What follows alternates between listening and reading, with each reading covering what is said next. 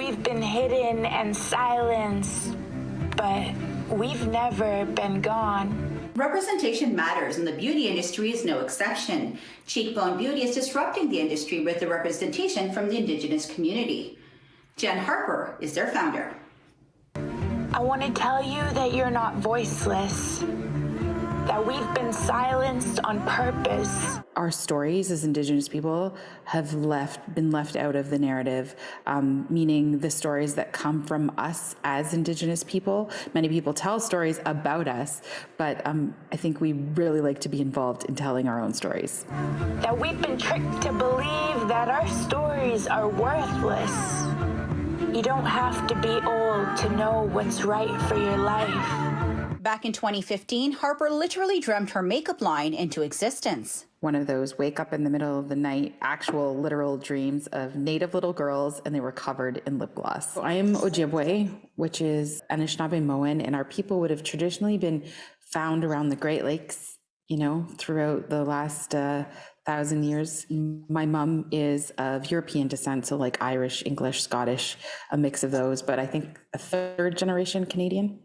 If you ever forget your way back home, and we'll stand with you and pray and struggle and bleed.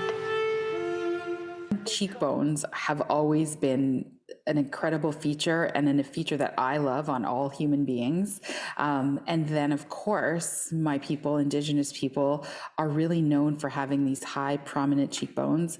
And then when I did a little bit more research on the marketing side of things, people with high cheekbones are considered to be more trustworthy or perceived that way. And I thought as a new brand, trust, and that was really important to the foundation of our brand, was building trust. As for what advice Jenn would give young Indigenous girls, I would tell any Indigenous young girl that they have the ability to do whatever they can actually imagine, even though they may not believe they have the power, but they actually do. All they have to do is believe. On my personal experience growing up, not seeing any other, Native people in media, aside from Buffy St. Marie on Sesame Street, which I didn't even watch.